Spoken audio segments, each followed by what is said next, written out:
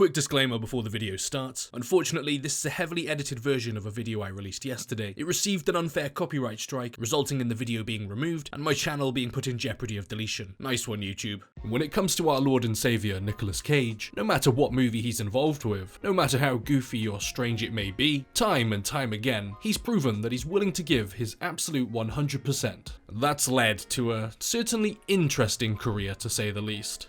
Ever heard of a line? Hey, have you ever been dragged to the sidewalk and beat until you pissed blood? But what that's resulted in is giving me the curiosity to check out anything that he's involved with. That might not mean that I'm walking away from my viewing experience with my mind blown or anything, but I'd be lying to say that I haven't been consistently entertained. So when I heard that he was in this movie, described as Five Nights at Freddy's meets John Wick, I was certainly interested. I'm not sure who Freddy is or why Nick would want to spend 5 nights sleeping over at his house. Well, I don't know, I never played it. The movie begins with a couple of terrified people running away from something while wearing Willy's Wonderland t-shirts. Maybe the food's just really bad or something. One of them gets snatched up and the other gets her blood splattered all over the TV while the Willy's Wonderland theme tune plays. I don't think it was the food. It then cuts to Nick Cage's character driving really fast in his really fast car, because driving fast is cool. But his fun is cut short after driving over a spike strip that blows out his tires. Luckily for him, a local mechanic passes by and explains that the spike strip was stolen out of a police car by teenagers a month back, explaining as to why it's ended up here. It then cuts to our secondary main character of the movie, a teenager or young adult named Liv, and she's pouring gasoline all over the Willy's Wonderland building because I guess she just really hates fun. But before she can have her fun, by putting an end to fun, she's spotted and handcuffed by a police officer, who takes her to a trailer and handcuffs her to a radiator, because I guess that's what passes as a jail in a small town. It's more than likely that this police officer is her mother, or at least some sort of mother-guardian situation. Back with Nick Cage's character, who by the way hasn't uttered a single word yet, won't utter a single word for the duration of the movie, and has no name. So for the sake of not having to constantly say Nick Cage's character, the character who is being portrayed by Nick Cage, or the human who happens to be Nick Cage playing a fictional mute character in this movie, I'll just refer to him as Nick. Back at the mechanic's shop, he informs Nick that the repairs are going to cost $1,000, cash only, and due to there being no internet, none of the ATMs in the town work. However, the mechanic does offer a solution to Nick's debt, and it's not what you think. Your mother would be ashamed of you.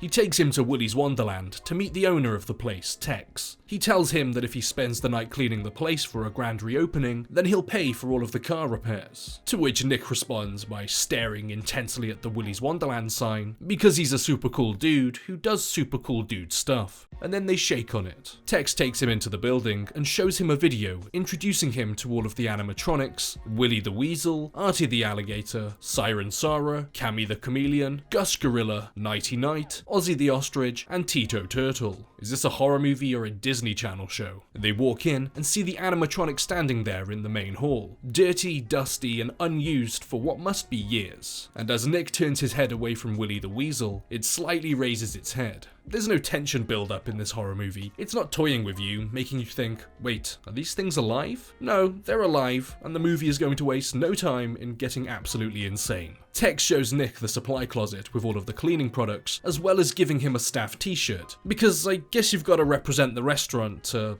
no one. And right before he leaves, Tex tells him to make sure he stops for regular breaks before turning around and padlocking him in. He must really want this place clean. Liv's friends arrive at the trailer to find her handcuffed inside, and after forcing their way inside, one of them picks the lock Fallout freestyle with a bobby pin before they all start heading back to Willy's Wonderland to have fun finishing what Liv started. Arson. Good old-fashioned fun. Back at Willy's, Nick gets to it by putting on his employee uniform, setting a timer on his watch, and beginning to clean. As he's cleaning the main room with all of the animatronics in, you can see them begin to move behind him, and it looks goofy as hell. At this point, it's a tried and true cliche to have things creepily move in the background of the shot when the character isn't looking. But here, they just look like they're villains from the original Power Rangers or something, and I think I love it. He finds a working fridge to put his cans of punch in, and just as he's getting back to it, his watch beeps, indicating that it's time for a break, and because Tex stressed the importance of taking breaks, that's exactly what he does. He cracks open a refreshing can of punch and takes a big swig.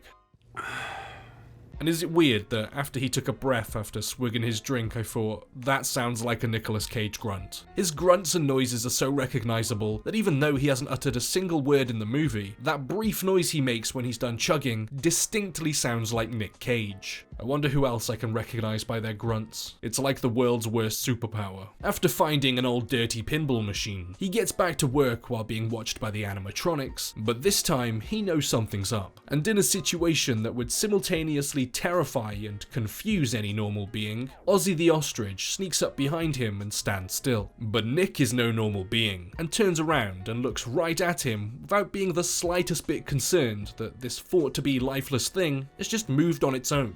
So he thumps it, because why not? But apparently Ozzy isn't a fan of being thumped, and responds by telling him that he's going to feast on his face, and starts to attack him. What do you do when some sort of ghost creature, demonic animatronic, begins talking to you and trying to kill you? Run away? Cower in terror? Call the police? Well, not Nick. Armed with a mop handle and the power of his punch drink, he snaps the handle in two and begins to violently beat the creature. He sweeps it to the floor, mounts it, and begins to bash in the creature's brains. Brains? Circuit boards? Who knows? But it bleeds black blood apparently, and he finishes it off by channeling his inner predator and pulling out its spine. You'd think that after just battling a possessed demonic animatronic ostrich to the death, you'd be a little bit concerned about it. But not Nick. He's a janitor now, and he takes his job seriously. He returns to the supply closet, grabs a fresh t-shirt, and gets back to work. After bagging up the remains of the animatronic, he goes to take them to the dumpster, but realizes that he's been locked inside. But that's a problem for later, because now it's time to take another break, because apparently he only works in 5-minute intervals. It's not like he's got a boss telling him he can't. He heads back to the kitchen, drinks another can of punch, does a Nick Cage grunt, and starts cleaning up the pinball machine, acting like all of the events that just happened didn't happen. When it's time to get back to work, he starts on the bathroom, and there's this incredibly satisfying time-lapse of him taking this disgusting restroom and making it a not disgusting restroom. And just as he finishes it up, he gets distracted by the sound of the animatronics turning on in the other room. And after he goes to investigate, he returns back to the bathroom to learn that somebody has had the audacity to ruin the immaculate job that he's done by writing "It's your birthday" on the mirror. Kids these days. A voice in the room begins taunting him by saying that he's going to eat his eyes out and begins to slam the stall doors. And apparently slamming the stall doors is enough to set Nick off as he begins kicking the doors in until eventually he's attacked by Gus Gorilla. And you know how in most horror movies there tends to be stakes? Like there's something to create tension. There's usually a reason to be concerned about the main character.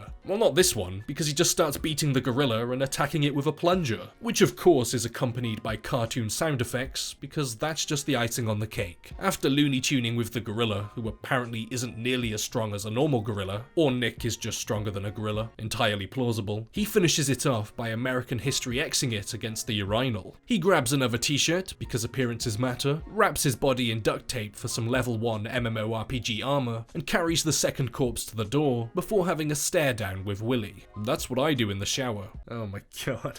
His watch beeps again for a break, so he grabs another can of punch, does 2 grunts this time,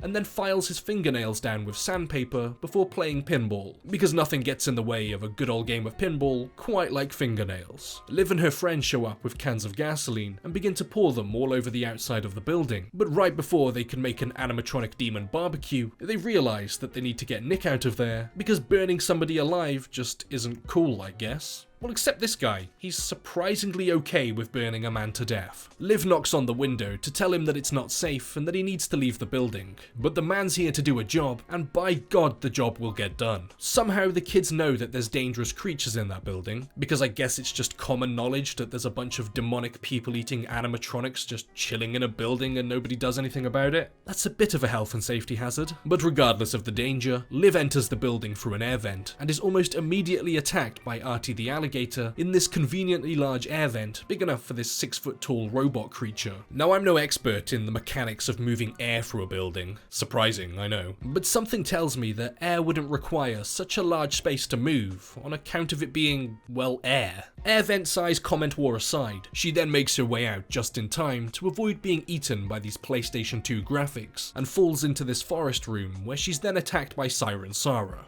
Well, she attacks her. Sarah never quite feels like an actual animatronic. It's either obviously a person in a suit, or obviously janky CGI, followed by Liv getting grabbed by that obviously janky CGI. Well, there's the stakes this movie was missing. Nick comes to investigate the commotion, and Liv falls from the ceiling, apparently completely unharmed by Sarah, making that point one sentence ago about there being stakes completely redundant. But seeing as she's perfectly fine falling from ceilings on her own, he just turns around to get back to work. Because people are complicated, and screw that. Nick isn't complicated. He does his job, chugs a punch, and plays pinball. Why bother with anything else? Liv's friends up on the roof end up being, well, not on the roof as it caves in, dropping them into the building and into the conveniently placed ball pit. These guys are the fodder. You see Liv and Nick, well, those are the only people in this movie actually capable of doing anything. And seeing as they've proven they can survive against these animatronics, somebody's got to horrifically die for our viewing pleasure. Liv finds them right as the animatronics turn on. She goes to stab Siren Sarah to finish her off, but right as she's about to do it, Nick grabs her arm because apparently only he gets to kill the annoying robots, and then the rest realize that he's already killed a few of them. Liv explains to him that the story about cleaning this place up to get his car fixed is all a lie, and that it's been used countless times over the past 20 years to provide human sacrifices. The building was built in 1996 by a serial killer and his serial killer buddies. Who would hate cereal that much? And they would use Willy's Wonderland to lure families into a super happy fun time room before doing super happy fun time things, like brutally massacring them. Seems like an awful lot of effort to go through just to kill people. It would be a whole lot easier to just not do that. When the authorities eventually caught on, which I imagine couldn't have actually taken that long considering families were going into this place and never coming out of it, it was too late as the group of killers had performed a satanic suicide ritual in order to transfer their consciousness into the animatronics. Kent, the current owner, reopened the restaurant 10 years later because nothing screams good branding like serial killers used to murder families here, but it wasn't long before incidents started to occur,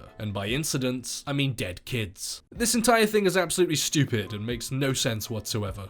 I love it. Bob and Kathy find the super happy fun time room. Oh, these are Bob and Kathy, by the way. And knowing what the room was used for apparently really gets Kathy's gears turning. Girl, you got some issues. Willy apparently doesn't like fornication in the murder room and sends in Artie the alligator to deal with them. But it would seem that being cooped up in here for over 20 years has taken a bit of a toll on him, so he decides to just stand there and watch. And back in the main room with the animatronics, Willy begins to sing a song about chickens, because why not? And as the group are distracted by the said chicken song, one of the friends is stabbed by Nighty Night and sent to a permanent night-night. Because I guess the satanic ritual also turned their fake prop weapons into real non-prop weapons. The other friend, the one with the glasses, gets chased down and eventually killed by Sarah and Tito in an epileptic seizure-induced nightmare that might actually damage some of you due to how intense it is. I don't have sensitivity to flashing lights or anything like that, but this scene genuinely made my head hurt a little, so in the interest of not putting my viewers into a seizure, you know, it's kinda bad for PR, I'll save you the eye strain. Nick comes back from another break as Liv is still fighting off against Nighty Night, and he immediately disarms him, smashes his head into the wall repeatedly, and then decapitates him with his own prop sword. Artie the alligator has finally had enough of watching and decides that he wants to get in on the action. And by get in on the action, I mean bite down on Bob's arm and eat his insides. Who knew having sex in a satanic murder-suicide room could be such a bad idea? Nick kicks the door in, a moment too late, and sees Bob and Kathy dead, with Artie the alligator eating them. With no real trouble once again, Nick beats the animatronic, but this time he King Kongs the creature by tearing its mouth open until its jaw snaps in half, before sticking his hand down its throat and pulling out his insides. Chris, the character whose only defining characteristic is has a thing for Liv, is hiding in another room and calls the police for help, but after he tells the sheriff where he is, she immediately hangs up on him and tells the other officer who's in from out of town that it was just some kids making a prank call. As Cammy the chameleon is searching for Chris, he calls back to say that Liv's with them, which garners an immediate response this time. With the police now on their way, the sheriff begins explaining to the new officer that after the incidents at Willy's, a demolition never took place because a day before it was scheduled to be done, the contractor was found brutally murdered in his home, causing nobody to want to touch the job. With no willing participants entering the building to be killed, the animatronics began leaving the restaurant and preying on the town's residents, eating them. So instead of doing the sensible thing and arming up to deal with the handful of robotic limbs covered in fur, the sheriff, the mechanic, mechanic and Tex made a deal with Willy. If they leave the residents of the town alone, then they'll feed them, which is exactly what was supposed to happen to Nick. The spike strip was not the cause of teenagers being reckless. It was deliberately put there in order to catch people passing through, which also explains why she hung up the first time Chris rang and just pretended it was a prank call. She knew that if someone was at Willy's, then they'd be eaten and the town would be safe. It was only after that she learned Liv was there that she decided to actually do anything about it. We learn that the couple from the beginning of the movie, the ones running away from the bad food, they were Liv's original parents, tricked into going to Willy's and murdered. And when the sheriff went there to clean up the mess, she found Liv hiding there and decided to adopt her. Just a little bit incredibly messed up. Parent sacrificing, child stealing sheriff. Just the type of person you want protecting your town. Cammy the chameleon calls out to Chris and tells him that she's not like the other animatronics. They make fun of her and she doesn't want to hurt him. And like the brain-dead horror movie cliche character that he is, he believes her and walks right up to her. But as soon as Liv enters the room, Cammy immediately kills him, kinda deserved that one, and turns her attention to Liv. But then Nick enters and is ready to square up. But right as he's about to get to it, his watch beeps, indicating that it's time for a break. So what does he do in this situation when this woman is clearly in danger? He pulls out a knife, gives it to her, and leaves. Because priorities. The pair go at it for a while, and Liv actually manages to stab Cammy a few times. But apparently Nick only stops for 30-second breaks, and returns to repeatedly smash the animatronic's head into the arcade machines. He drags it down a narrow hallway, where he's confronted by Sarah and Tito. But this is Nick we're talking about, so he wastes no time in walking up to them, punching them to the floor with ease, and carrying on like they were never there. He kicks the padlock off the front door, to then be confronted by the sheriff pointing a shotgun at him. She backs him into the building, handcuffs him, and begins frantically trying to apologize to Willy for what he's done. Handcuffed and alone, she leaves him in front of Willy and takes Liv. But Liv puts it best. He's not trapped in here with them. They're trapped in here with him. Nothing's gonna get between this man and a can of punch and a game of pinball. The sheriff then waits outside as the other officer drives Liv to the police station. But as they're driving away, the officer is somehow attacked by Tito, who's apparently been on top of the car this whole time, except he obviously wasn't because you can see the car here. I'm not sure how they wouldn't have been able to see him with him being a giant animatronic and all that, but quite frankly at this point, I'm too afraid to ask. The officer is killed, but Liv manages to beat Tito with an empty shotgun by repeatedly smashing him in the nuts with it, because apparently animatronics have nuts. Cammy, somehow still alive, gangs up with Sarah against a handcuffed Nick. For any other person, this would mean certain death, but Nick, well, he kicks the jukebox to play head, shoulders, knees and toes, and then he kicks their asses. Of course he kicks their asses. Handcuffed. He sits on top of Sarah and snaps her neck with his knees, and then breaks out of his handcuffs like they're nothing and snaps Cammy's neck. Because apparently he could have just done that whenever he wanted to, but thought he'd make it a little bit more fair on the animatronics. Despite being told that he was only brought here to be a human sacrifice, Nick changes his shirt, grabs the cleaning supplies, and gets right back to it. Not only is he going to purge this place of evil, he's going to purge it of dirt too. Feeling good about himself, he heads off for another break, drinks his like 15th can of punch, does his pre-pinball dance because Nicolas Cage, and decides to take the trash out and give the sheriff a wave. She doesn't seem too happy that he's almost solved their demonic animatronic problem. You'd think that she'd be happy that almost all of these children-eating demons are gone, but nope. She's somehow mad at him for messing everything up, even though from my perspective, it looks like he's cleaned everything up. Literally, and well, literally, Willy appears behind the sheriff, and with one swift swipe, he separates her body into two, messing up all of Nick's hard work in the process. And Nick's rather offended by Willy messing up all of his work, so he fills up a bag full of punch cans, snaps a mop handle in half, and begins to beat the weasel. You'd think that because he's finally going to fight the big bad, the moment this whole movie has been building up to, that there'd at least be a little bit more challenge this time around. Perhaps things might not be so easy for him now. Nah, he's pulling his head off. It's now morning, and the mechanic and Tex are outside, fully expecting to find Nick dead, and we see Siren in the trash, somehow still alive after her neck snapping. They both enter the building, completely shocked to find it spotless and free from satanic robots, instead of being covered in Nick's blood and insides. And he's surprisingly not mad about the whole being sent to be eaten by demonic creatures thing.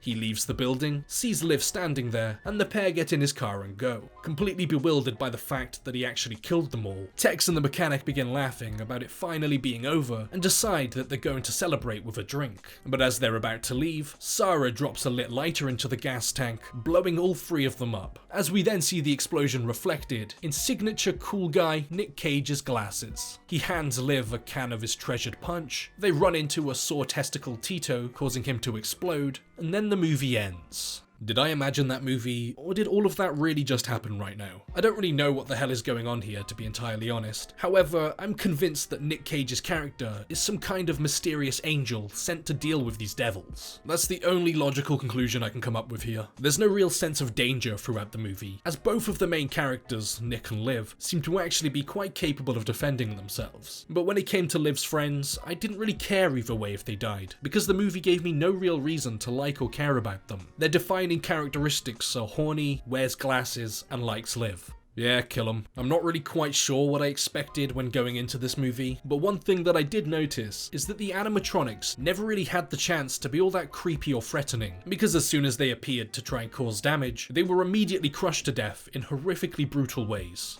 And I liked it. Obviously, this movie isn't meant to be taken seriously, and even though it technically is a horror movie, it's far more of an action comedy. It's like a DeviantArt Five Nights at Freddy's fanfiction that somehow got turned into a movie, and Nicolas Cage looked at the script and thought, hell yeah, that sounds cool.